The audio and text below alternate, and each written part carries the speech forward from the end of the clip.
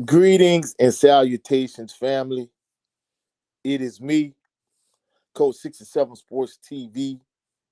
Shout out to the awesome and amazing LDBC, Lions Den boxing community. Shout out to the Louisiana All American Sports Network. Shout out to M Vision Photography and Video. And shout out to the greatest university in the world, the Southern University, home of the mighty Jaguars. This is Prairie View versus Southern, Homecoming 2025, full midnight hour power post-game reaction. Welcome everyone to the midnight hour of power. For those individuals that's actually in the live stream, or for those individuals that's going to listen to it later on, I hope you're doing well and this live stream finds you well. For Jaguar Nation, unfortunately, Southern University lost to Prairie View 24-3. And Southern University is off to or tied its worst start since 1971, which is astonishing how Southern was picked to win the SWAC West, and the current state of the program honestly is like a dumpster fire at this point. But, major shout out to PV versus everyone. They say they were going to come off the hill and come to the bluff and do damage, and sure enough, they did. Shout out, the SWAC and the fool. Shout out to Perk Martin. Perk Martin, he sat behind me at the game, and, he was able to give me some good insight from a PV standpoint. So, shout out to Perk Martin, and shout out to Isaiah Wilson too, and just shout out to everybody in the chat, you know what I'm saying? The channel in terms of the subscriber count is up to 907. So, man, I appreciate everybody, just for coming through, supporting the channel, showing love. Shout out to Coach Kevin Walker. Shout out to Chuck Fontenot. Shout out to everybody that sit in my section and people that showed me love today at homecoming. People coming up to me asking me, Coach, man, who I think gonna win the game, and just shout out to people just in general, just showing me love, man. I appreciate y'all to the fullest. Let's go to the chat. Troy Lee LeBlanc said, sad Jags. Yeah, unfortunately. B Harris, what's good, man? What's good with your family? Man, salute to my brother Brent Fox, to Lieutenant Brent Fox. Y'all, please go to my brother's channel and support his channel, especially if you are a Pittsburgh Steelers fan. If you like boxing content like myself, man, go support my brother, Lieutenant Brent Fox. He said, salute, coach. Hopefully, leadership-wise, this is the beginning of a new direction. I think that's the thing about it. Man, salute to my brother, Jay Good. He and I have been having, like, ongoing dialogue behind the scenes in terms of the direction of the program, but things need to change. Salute to EA. He said, Coach 67 Sports TV. Man, I thought we were horrible. He said, keep playing like that for one more week. I'm not going to lie. I mean, I'm going to get to it. Israel Carey ED. Man, salute to Israel Carey. He said, EA, calm down. Don't get the big head over beating Alcorn. For real. For real. Man, salute to the family. Motivation to be a millionaire. He said, salute, coach, chat, Jaguar Nation, and HBCU family. Man, salute to your fam. Motivation to be a millionaire said, it should have been a happy homecoming. But if Graves is gone, at least something was accomplished. Wow, that's sad. Relaxing calm rain. Man, salute to the family. Relaxing calm rain. He said, salute, coach, chat, and Jaguar Nation. He said, fire Graves and Banks tonight. Yeah, I understand your frustration. I'm kind of at the same point. Relaxing calm rain. He said, this should have been a happy homecoming, but it ended like every other home game, unfortunately. Man, salute to the brother Joseph David. He said, "Sup, Coach Success." He said, "Did you hear Banks' post-game statement?"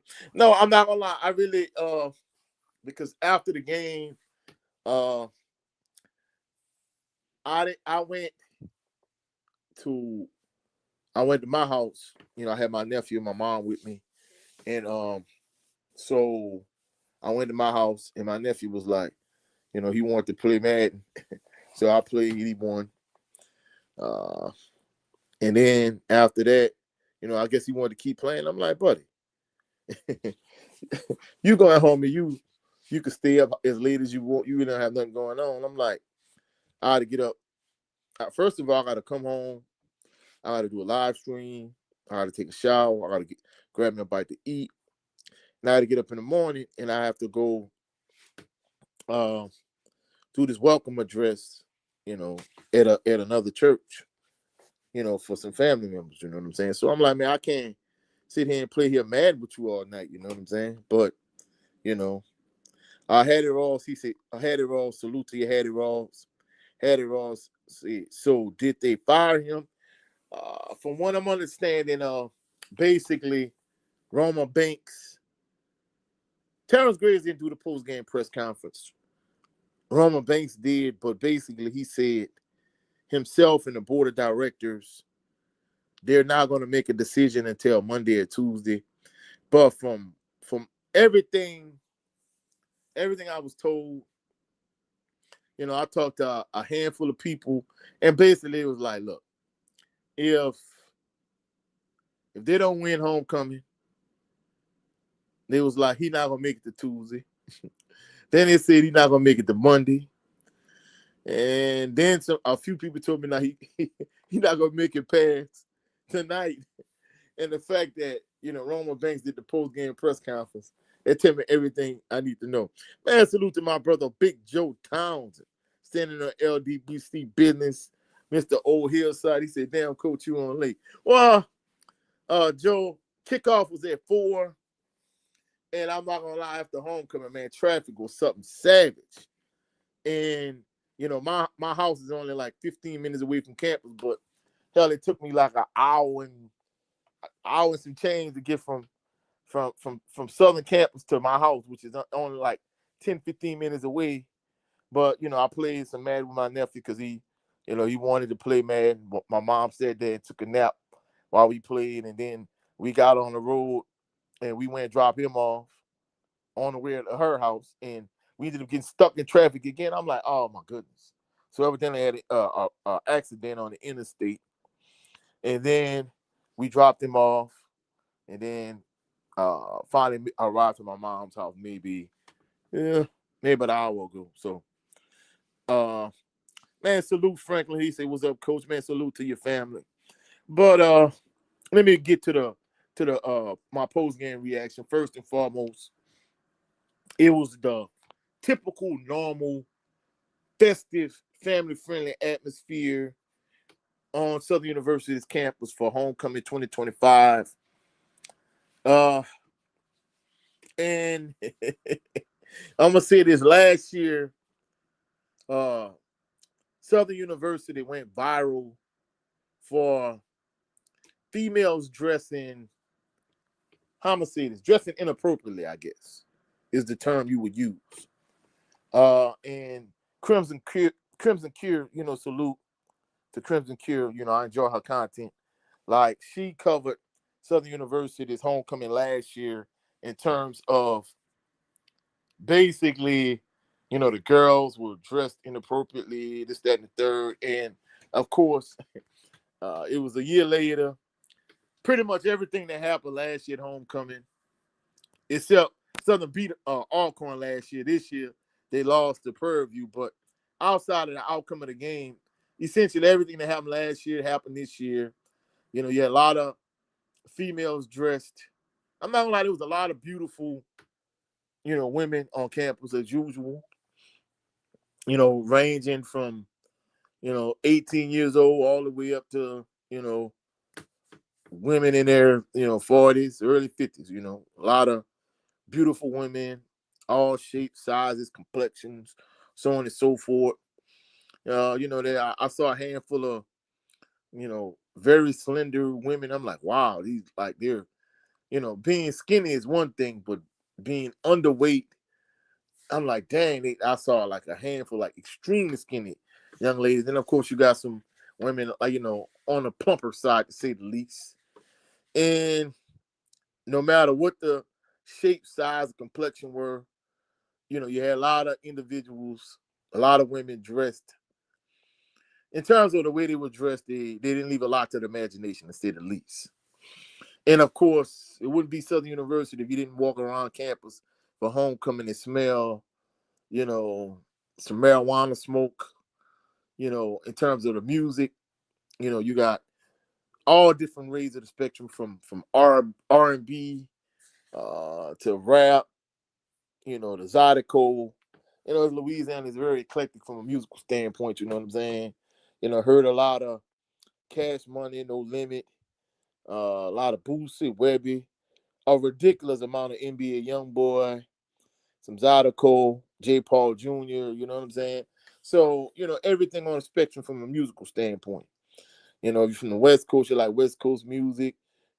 Down South, East Coast, West Coast, everything from a rap standpoint, R&B, old school music like Anita Baker. So you heard a little bit of everything. And of course, the weather was extremely inconsistent from the standpoint of, the sun was shining at one point, and it got cloudy. It looked like it was gonna rain. Then it actually did rain. And the irony is, with a lot of these young ladies dressed scantily clad, to say the least, one young lady, she had on some shorts. And at one point, I'm not even gonna lie, she had on a pair of shorts, pair of jean shorts. It looked like a thong. And she, trying to pull her pants down. Then we walked in the A.W. Mumford Stadium. It started raining. And a lot of young ladies, some young ladies, in terms of like the real short skirts like they had last year, those short skirts, they wore a lot of them this year, but more of them wore like short shorts. And the thing about it is, some young ladies were I guess well endowed from the rear end standpoint, whereas others, they had homicides, like meteor tutorials and reviews, MTR, like he would say, some young ladies like to, have their mammary glands poking out. So a lot of these young ladies had like the chest action, salute to MTR, had the chest action going.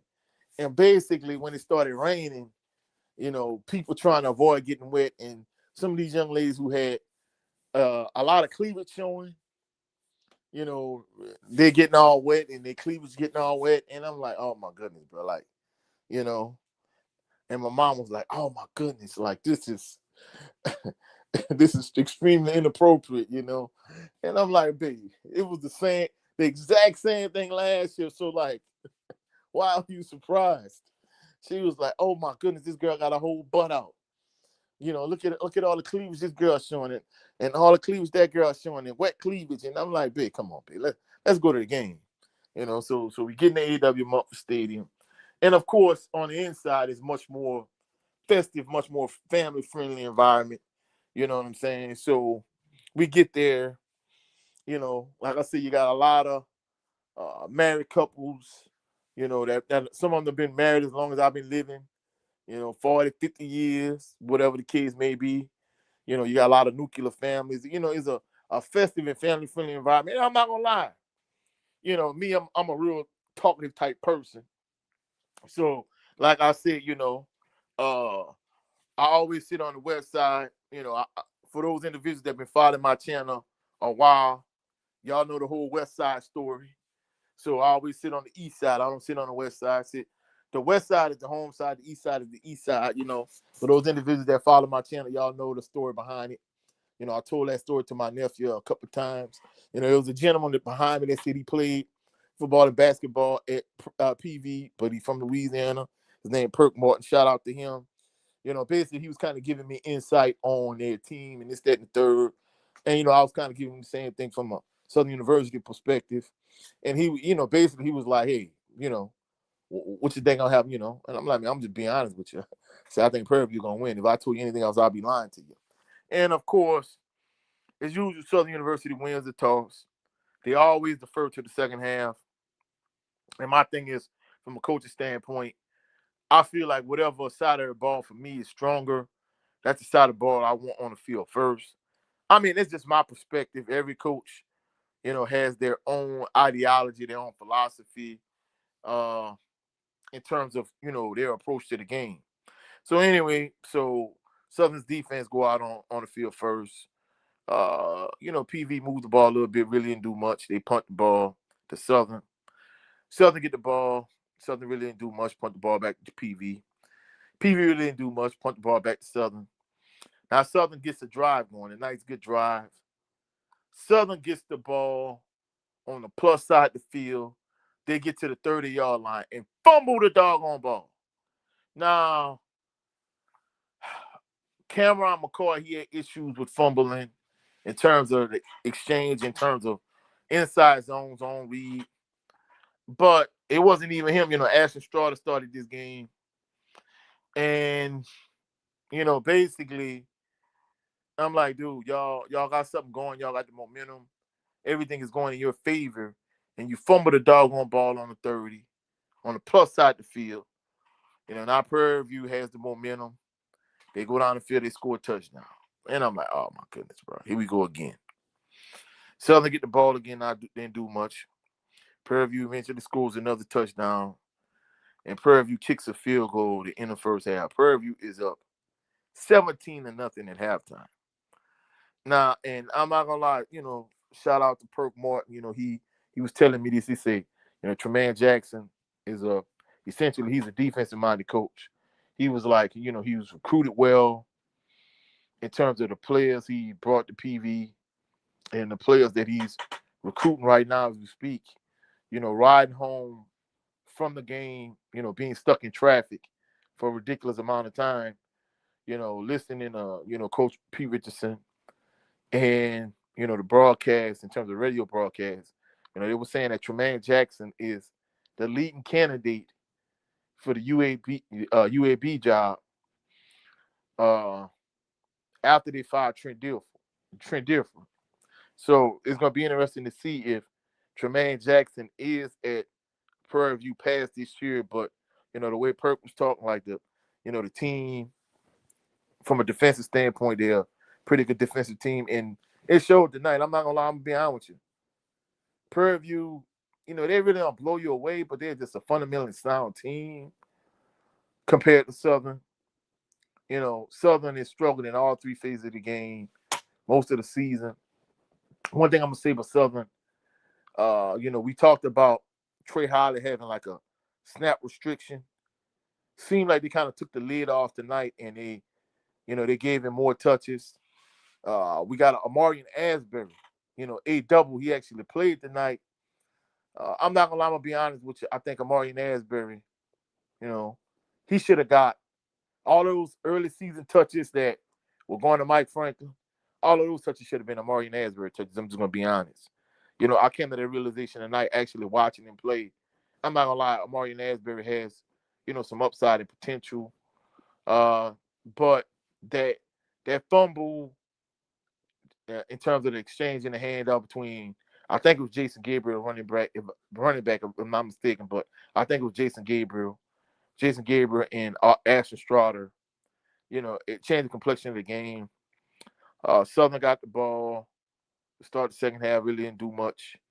Eventually, they ended up having to settle for a field goal, and that was the only points they scored. In the fourth quarter, moving the ball. Moving the ball. And it was like, what? I think like 10 minutes left in the game. There was no sense of urgency offensively. And Ashton Strada, I'm not going to even lie. I think he's a better option than Cameron McCoy, but he's not lighting the world on fire either. And the irony of the situation is, Terrence Graves, he talked about how, Jalen Woods, which was projected to be the starting quarterback. Jamari Jones was like a close 1B. So Jalen Woods was 1A, Jamari Jones was 1B. And basically, Jamari Jones left the team because he had some personal issues, family issues, whatever the case may be. And in addition to his family issues, of course, we know how the season started for Jalen Woods, Mr. Team Boss. He was benched for the first half, didn't play till midway through the fourth quarter in the first game of the season. He started the second game of the season against Mississippi Valley. He got a concussion. The last two games he started, he's got a concussion. And in addition to that, two of the last three games he played and he actually got a concussion. I'm not gonna lie, at this point, from what I hear and what I understand, he wants to play. But truthfully speaking, I think it'll be in his best interest to just get a medical red shirt and just sit out the rest of the season. Because truthfully speaking, like, even if he did start, I don't think he really can help this team because from a roster standpoint, there's so many holes. I mean, this team has a lot of seniors, Darren Morris, he had a huge, illegal hands to the face penalty in the fourth quarter. Uh, Southern was with second and 25 on the plus side of the field. They needed two touchdowns to tie the game up. And the whole Prairie View scoreless, which didn't happen because they muffed the punt and Prairie View ended up scoring again after I left the game. Not only that, you got people like Zach Yassine, he's a senior, another one, got an unsportsmanlike conduct penalty. Just like earlier, like a couple weeks back when he played against Jackson State, another one, he got an unsportsmanlike penalty. He got his helmet knocked off, and he kept playing hard and tried to sack Jacobian Morgan. And I'm thinking to myself, you have players on your team like this. You have so many seniors that make mistakes at the wrong time, inopportune times. Jalen Woods was I think 12 or 21 for 81 yards and an interception. So the quarterback play is abysmal. There's talent offensively. When you could get the ball to, of course, you got to give. I'm not even gonna lie, I'm be honest. I've seen a lot of good running backs come through Southern. I'm not saying he's gonna be as good in terms of production. I'm not saying he's gonna be as good as Leonard Tillery or Melvin Williams. But I'm not gonna lie, purely from a talent standpoint, I'm gonna just keep it a buck. Trey Holly is a beast. From a talent standpoint, I'm not even gonna lie to you. I think Trey Holly might be the best strictly from talent. I'm not talking from a production perspective. I think Trey Holly is the best running back I've seen come through Southern. Now, I ain't gonna lie, Jermaine Sharp was good. I always thought Steve Warford was overrated, in my personal opinion. I felt like he was a talented back, but I felt like they tried to gas him up and hype him up too much. I've just seen a lot of good running backs come through Southern. I think Trey Holly, from a talent standpoint, is the most talented one I've seen. But the issue is, your quarterback situation leaves a lot to be desired. Ashton Strada again tonight, he had a fumble, in terms of the handoff exchange with the inside zone with Jason Gabriel. I think he was the running back, if I'm not mistaken. And he threw an interception later in the game or whatever the case may be. But at the end of the day, it's Southern, the program is just in bad shape. From a brand standpoint, not only from a brand standpoint, but in terms of your football program, this is bad. This is the worst start you've gotten off to since 1971. And the sad thing about it is, there were so many people that was more interested in the festivities as opposed to the actual game itself. People really, I promise you, I'm not stretching this, I'm not over exaggerating. People really the football game was really, the game itself was like an afterthought because people really didn't believe Southern was gonna win. So at the end of the day, when people come to the game, come to homecoming, like just for the festivities, and they're really not concerned about the game. I mean, that goes to show you how far Southern University football program has fallen over the years. And I'm not gonna lie, I point this out all the time. He might be good from a fundraising standpoint. He might be good from a community outreach standpoint in terms of networking and that type of thing. And I'm not gonna lie, he was a heck of a basketball coach, Roman Banks, but he leaves a lot to be desired as an athletic director. And I think we at the point now, from an athletic standpoint, and that's one thing about it. When it comes to basketball, he can get a good head coach. He has an eye for talent. Look at what the men's basketball team did last year. Look at what the women's basketball team did last year. Winning the SWAC championship, going to the NCAA tournament, getting a first round win, putting up a good fight against UCLA. Southern University's basketball program is doing big things. And Southern does well in the small budget sports under Roman Banks. However, Southern University is a football school. Southern University is a football school, but you have a basketball coach as your athletic director. And when it comes to football, he just doesn't have a clue. Like point blank, bottom line, period. Perk Martin was telling me, he was like, yeah, coach, but when it comes to the board of directors, he has his hands tied. I understand that dynamic of it. But still in all, that Eric Dooley fiasco, like, they stole Eric Dooley like a thief in the night. And I'm not gonna lie, I mean, I didn't like the Eric Dooley hire to begin with, but the way they hired him, made matters much worse.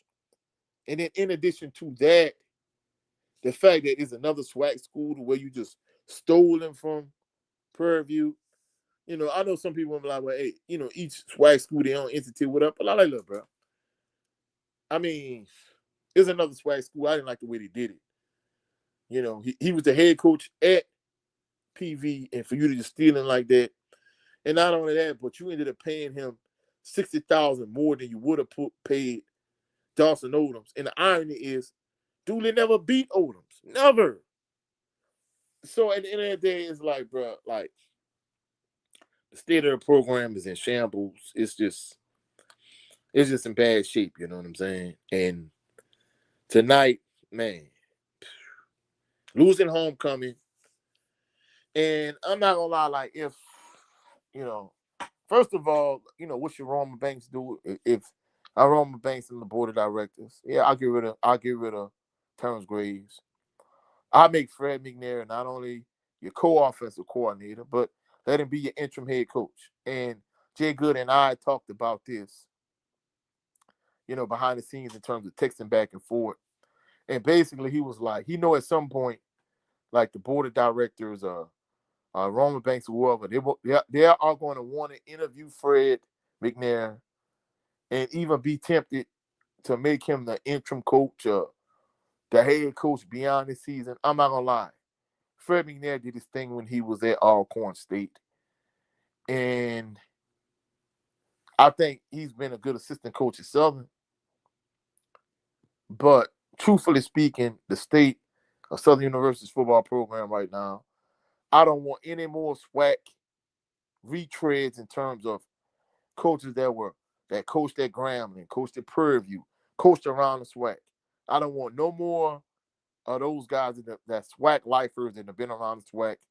In addition to that, I don't want nobody from the Pete Richardson coaching tree in terms of guys that were assistant coaches under Pete Richardson. I don't want any more guys that played under Coach Pete Richardson. We just need to get away from that. And I'm going to be truthful. If it was me, I would get rid of Roman Banks as the athletic director too. And just have a factory reset in terms of your athletic program. This next hire in terms of the head football coach, the way Prairie View went and got somebody like Tremaine Jackson, you need to go get you a very good head football coach. If you don't have the resources and money to get a Trey Oliver, to get a Chennis Berry, even though Jabbar Jaluk would be tempting, the whole Pete Richardson connection.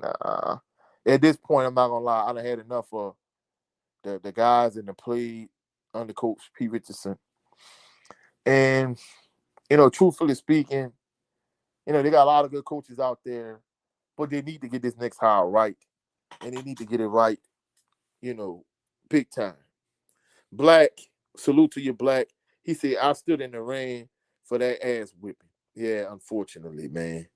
You weren't the only one. I was in the rain too. Man, salute to Memphis Tiger, man. Anthony Bolton, salute to your family. He said, salute.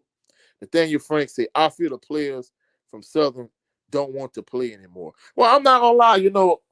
Coach P. Richardson and the radio broadcast team, they talked about it. In the post-game show for the radio broadcast. It was saying, like, really there's, like, no real leadership from a senior standpoint in terms of senior leadership. And I already talked about how, Darren Morris, he got an illegal hands to the face penalty.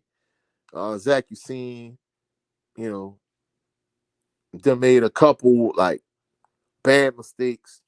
And I'm thinking to myself, like, you have, like, multiple seniors on your team making poor choices. And not only that, there's, like, no real team captain from the standpoint of a guy that could pull a team together and be like, all right, hey, we're going to rally the troops, and get the morale up, and let's go out and get it done. And I'm not going to lie, the thing about it is, defensively, you're nowhere near as good as you were last year. You struggle from a special team standpoint. The offense has no real identity, really outside of, let's just give the ball to Trey Holly as much as we could possibly give it to him. And like I said, he's he is the most talented running back I've seen come through Southern University. I know some people may disagree with that. From a talent standpoint, I think he's way more talented than Steve Warford. That's just my personal opinion. I think he's more talented than Jermaine Sharp. Honestly, I really think I'm not saying he's going to have as a productive his career as these two. I don't think he's going to have a productive career as a Southern University running back as Lenore Tillery or as Melvin Williams. But from a talent standpoint, I think he's more talented than both of them also. So at the end of the day, like, Trey Holly is extremely talented. However, Ashton Straughter, I think he's better than Cameron McCoy, but he really not the answer at quarterback. You have talented wide receivers that have potential. I mean, it ain't like you got like a Mike Hayes or Willie Quinn or James Vernon or Devin Lewis. Who else? Gerard Landry. You don't have that kind of cat on your team, but at the same token, I think these wide receivers have potential, but you have to have a quarterback that can actually get them the ball and make plays on a consistent basis. And tonight, it just seems like Ashton Straughter was too indecisive. He kept trying to go deep, and he wasn't connecting. He don't have that type of, like, chemistry with his wide receivers to have that timing down. And more than anything, it's just like they don't have any senior leadership from my perspective. And it does kind of seem like a lot of players have just tapped out and just quit. You know what I'm saying? So I don't know what to say. Nathaniel Frank said, oh, yeah, I read that already. Anthony Bolton said, man, I'm still going to call myself Memphis Tiger, man, but I'm disappointed. He said it was a trap game. UAB's interim coach had them motivated. Tough loss for us. And this the irony, Anthony Bolton. Like, UAB got rid of Trent Dilfer and they have an interim coach. Prairie View's head coach tonight, Tremaine Jackson, is the leading candidate to be UAB's head coach. Now, talking to Perk at the game, he was like, I don't think he gonna leave PV after one season. But I'm like, look, hey, man, salute to It's Me Right Now. He said, who's on the short list? Well, I kind of told you who I would prefer. I don't think they have the resources from a monetary standpoint to get a Trey Oliver, a Chennis Berry. But, I mean, I had a list, like a long list, a couple live streams ago. I think that'll kind of give you some insight on, coaches that I would be interested in, like Quinn Gray, like Teddy Bridgewater, like KJ Black. There's multiple guys I would be interested in. But at this point, I don't think Southern has the luxury to have a short list because they don't have the kind of money it would take to get who they want. Brent Fox says, salute, brother, just checking back in. I sincerely hope that Southern makes the changes necessary to progress upward. Yeah, I mean, I think with the right leadership, like you said earlier, I think they could trend back in the right direction and get back to the glory years and the glory days. But right now, I think at the end of the day, I think the issue is, I think having the right athletic director and the right head football coach, I think that combination is what they seriously lack. And somebody pointed this out recently in the live stream, one of my live streams. They were like, "Hey, whether we talking about Marino Chasm or we talking about no, let's start with A.W. Mumford. Whether we talking about A.W. Mumford, whether we talking about Marino Chasm, whether we talking about Pete Richardson, like all of these guys were established coaches before they came to Southern, and that's why they were saying, Trey Oliver, Kenneth Berry would be like the perfect fit to come to Southern. But like I said, after the Eric Dooley fiasco, I don't think they have the money to get one of those guys. So, it's going to be interesting to see what kind of money they could raise, which direction they decide to go in. But I really think you need you a good D2 coach at this point outside of the SWAC. That's just my personal opinion, Hattie Rawls said, you never know what a person will do if he interviewed for that job. He would definitely leave. Oh, no, that's what Perk was saying behind me. But truthfully speaking, I think if UAB presented with the opportunity, considering they say he's the leading candidate, I think if he's offered the job, I think he's gonna leave. That's just my personal opinion. You know what I'm saying? Hattie Ross said maybe they will make McNair the head coach. Well, I'm not gonna lie. I'm gonna be honest with you. I don't have anything against McNair personally, but the fact that this is the worst record you've had since 1971. And even though he's not solely responsible for it, he's attached to Terrence Graves. And in addition to him being attached to Terrence Graves, this entire staff, minus Fred McNair and like another coach, essentially this is Coach Eric Dooley's entire coaching staff. So this whole staff has the stench of Eric Dooley on it. If we just gonna pretend for a minute. If I was an advisor and it was like, hey, coach, what would you do? Like I said, I'm gonna be honest with you. I would just have an entire factory reset of the athletic program. I would get rid of Roman Banks, or even if they decide to keep him, we're just gonna pretend. Like, what would you do in terms of, from a football standpoint? I'm not gonna lie. We know once the season is over, Trey Holly, he's gonna be immediately in the transfer portal, barring injury, and if his case is dismissed. If the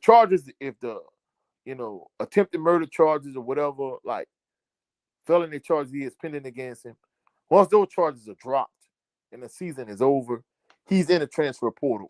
No two ways about it. Not only that, but he's put out some good footage and some good film.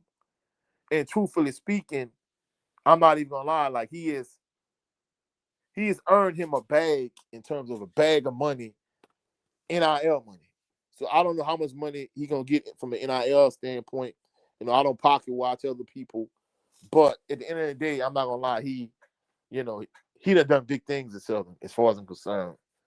He's kind of been one of the few bright spots of the team and just offensively. But outside of him, like Southern's roster has left a lot to be desired. Really, I'm not gonna lie, even look at somebody like Jalen Woods.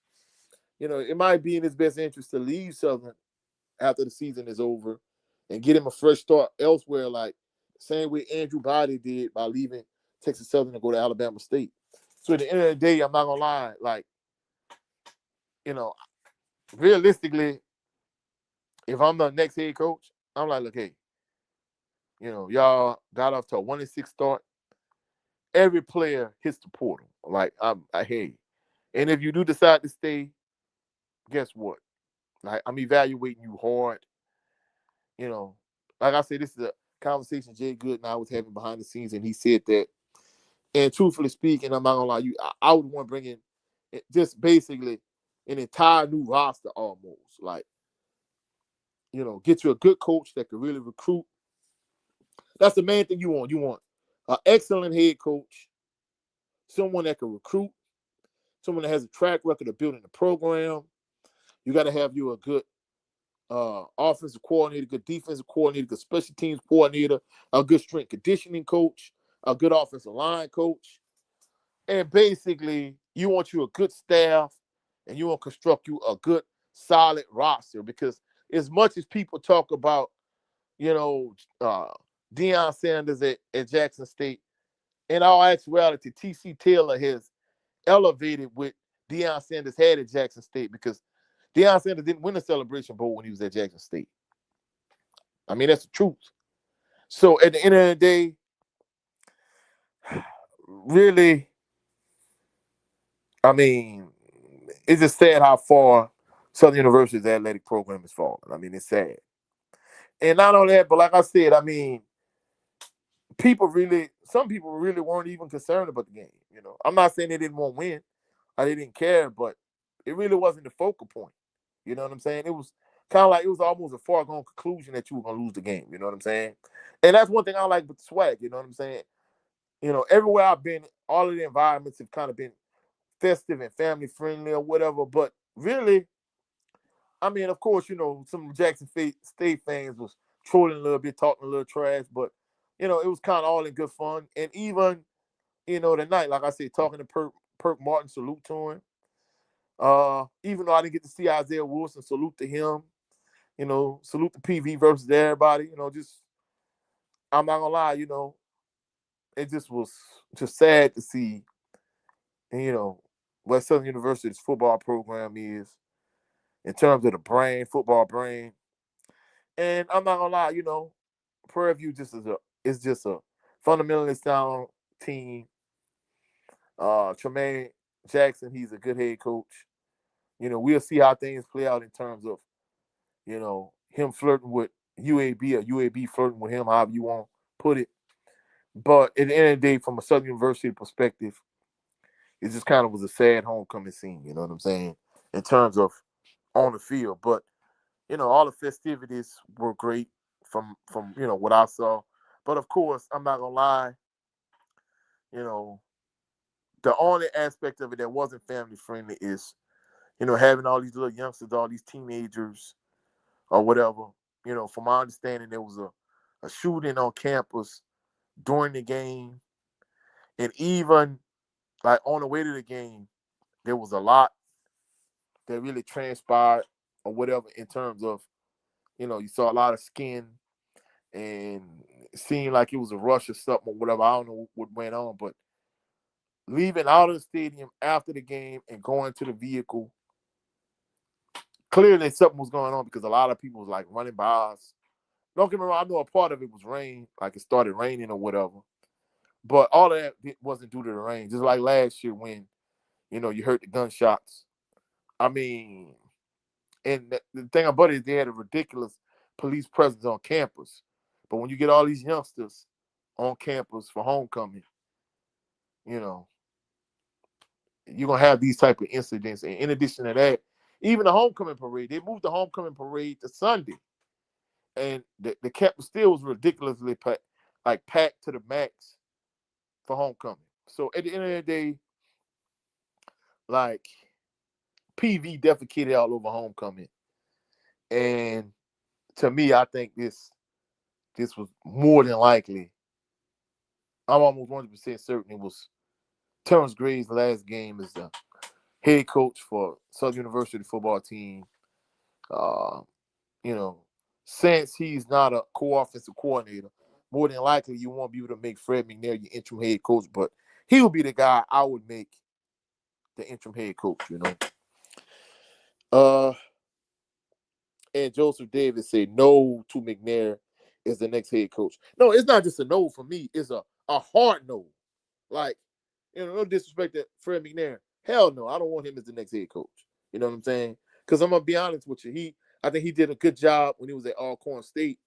But if he was, of course I know he put Texas Southern and Alcorn State in a bidding war against each other. Some wanted him, some wanted Andre Johnson, but Chris Dishman was like, the compromise in the middle between the two sides. Fred McNair was on one end, Andre Johnson was on the other end, Chris Dishman was in the middle. So it was, But even with that being said, he did a good job at Alcorn. But nah, I don't want him to be the head coach of Southern. I don't want no more swag retreads. I don't want nobody that played for Coach Pete Richardson. I don't want nobody off the Coach Pete Richardson tree. Like, you need to get you a good established coach outside of the SWAC. And that's my personal opinion. Just a good established head coach that's going to come in, they're going to recruit well, and they're going to do their thing. You know what I'm saying? And not only that, I mean, one other thing I want to point out, too. This season was dedicated to the late, great Sean Wallace. The fact that y'all dedicated this season to Sean Wallace, and y'all playing terribly, coaching terribly, man, had it all said, maybe they will make McNair the head coach. No. Oh, yeah, I read that already. Joseph Davis said no to McNair as the next head coach. I agree. Had it all said, I'm surprised Holly didn't get a touchdown today. I'm not going to lie. I mean, to me, I think it kind of speaks to how good Prairie View's defense is, because a few times, I'm not even going to lie, even with it raining on and off, like Trey Holly, like he was shot out of a cannon. He made good cutbacks. He good aggressive running, but PV defensively, they're just a fundamentally sound team and a fundamentally sound defense. So at the end of the day, I'm not gonna lie, like PV, they really, they were sound on both sides of the ball. Didn't make any mistakes, fundamentally sound, didn't turn the ball over, didn't get a ridiculous amount of penalties like some of these other teams. And let me be clear. The SWAC championship game will be Prairie View going to the Vet in Jackson, Mississippi to play against Jackson State in the SWAC championship game. And truthfully speaking, last week really was a de facto SWAC championship game between Alabama State and Jackson State. So at the end of the day, things are really looking good for Jackson State and Prairie View, and looks like the Celebration Bowl is going to be Jackson State and North Carolina Central, barring any, slipping on the banana peel or any major upsets or anything like that. One of those two teams completely falling off the map. Joseph Davis said PV has about 60 transfers. It could definitely happen. Yeah, big facts. I mean, I think if you get the right coach that does an excellent job in terms of recruiting and gets players that excel and that fits into his system, I think it's really gonna work out. You know what I'm saying? Had it all say, whose defense do you think is better, JSU or PV? That's a good question, Hattie Ross. I'm not even gonna lie. I'm gonna be honest. Perk Martin kept talking about, how good Tremaine Jackson is as a defensive coach and how good PV's defense was. And I'm not gonna lie, PV defense is very good. I think they're more fundamentally sound, but I think from a talent standpoint, I think Jackson State has a more talented defense. But I think the thing about it is, if you look at how many penalties Prairie View had tonight versus the amount of penalties Jackson State had, I think Prairie View has a lot more discipline. They're well coached. They're fundamentally sound. But even with that being said, from a talent standpoint, I think Jackson State is a much more talented team. I think Prairie View, they're gonna put up a decent fighting SWAC championship game, but I don't think they're gonna have enough horses to really run with Jackson State. Jackson State is a complete team, top to bottom. Realistically, I'm not gonna lie. I don't think their defense is as good as maybe Southern University's 93 defense led by Sean Wallace. But truthfully speaking, like the way Jackson State team is constructed from a roster standpoint, that's one thing Jay Good and I always talk about behind the scenes in terms of he said like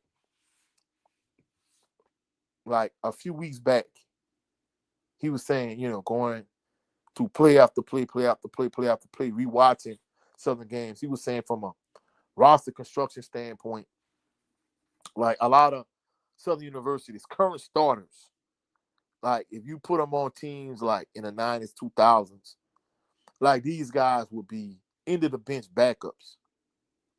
And a lot of your backups are not even serviceable players in terms of guys you wouldn't even want in your rotation.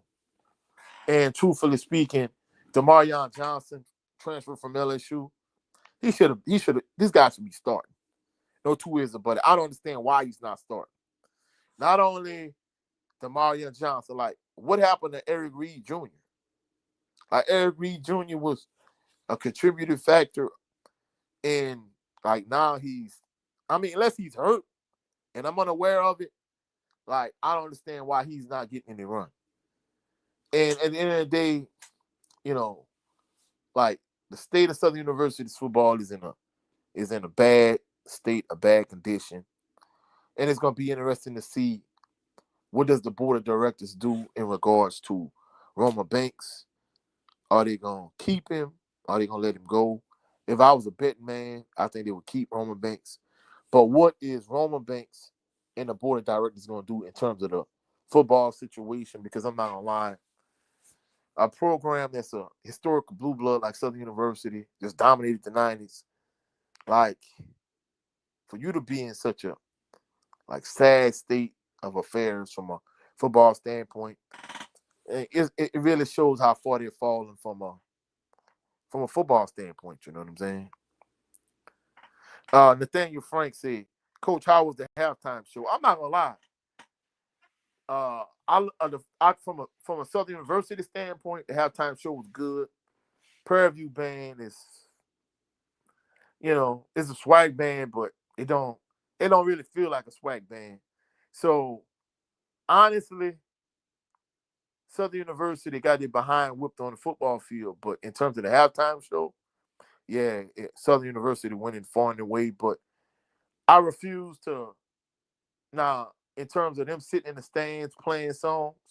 Yeah, I'm gonna record those and upload them to my channel. But in terms of Southern University, the Human Jukebox is a band in terms of the halftime show. I done made up in my mind until they actually give us the decency. Because don't get me wrong, I know the home fans sit on the west side, but you got season ticket holders like myself that go to every single home game and we sit on the west side. And at no point does the Human Jukebox say, guess what? Like they would do back in the gap. Hey, we're going to play this one song to the east side for all y'all east side fans that come out to every home game, that show us love, that support us. They don't decide, hey, we going to play at least one or two songs to the east side. They never do that. That's why I was tempted to literally play Jackson State's entire halftime performance on my channel. But of course, it didn't get the kind of views that I would like. And I think I might, some kind of way, if I could transfer that content over to my brother Jada Lovin Green, I think I'm going to just do that, you know what I'm saying? But the Human Jukebox, they need to play some songs to the east side because, I'm not really feeling the whole, hey, we're just going to play our entire halftime performance to the west side fans on the home side. Like, we come to every home game too, you know what I'm saying? We come to the game and buy the $10 lemonade and nachos too. So, man, come on, man, show us some love too, you did. Patty Rawls say PV will be tested when they play Bama State. I'm not gonna lie, I got Bama State beating PV. Don't get me wrong. I think PV is fundamentally sound. They're a good defensive team. They don't make it. I'm not gonna lie. Really, you could tell Tremaine Jackson is a defensive-minded coach from being a conservative and them just being a fundamentally sound team. Good running game, good defense. But truthfully speaking, Jackson State and Alabama State was the de facto SWAC championship game. Whoever won that game in my eyes was going to win the SWAC championship and will win the SWAC championship.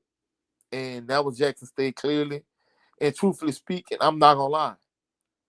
I pick Alabama State to beat PV, in my personal opinion.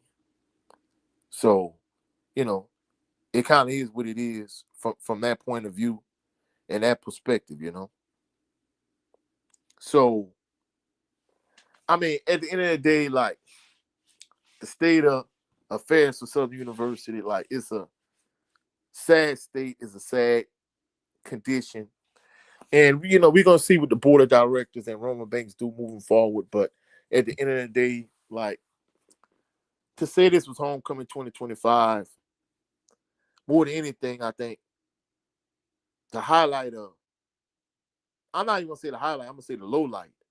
The thing that is center stage is what's going to happen with your coaching situation. And the fact that, you know, that's the main priority, and that's taking precedence over everything. That goes to show you how bad, you know, everything is. But, you know, I was supposed to be on here for a short time, and I got to run in my mouth as usual. And, you know, I stayed way longer than I was supposed to. You know, I'm going to grab me a bite to eat, jump in the shower. You know, I got to go to church early in the morning and do this welcome address response. But I appreciate everybody that came through in the chat. You know, salute to your boy Jay just coming in. He said, I'm late, coach. But this was very poetic. Graves' last game in the rain in the empty Mumford Stadium. Well, I'm not gonna lie. It was when it wasn't raining. It was pretty packed, but of course it kept raining on and off. But the way things ended, yeah, you know. HBCU band talk salute. He said, "Hell Wildcats." But like I said, I appreciate everybody that came through, showed some love. In fact, let me try to go over to the other my other device and highlight some people before I get off from here. But like I said, I appreciate everybody that came through, showed some love. Uh, Probably gonna do the next episode of the tailgate party in a few days. But I'm gonna be uploading some clips from homecoming, and I appreciate everybody that came through, showed some love. I'm gonna catch y'all on the rebound. Y'all have a blessed day. Enjoy the rest of y'all weekend. Catch y'all on rebound. Peace and blessings. And go Jags, you dig?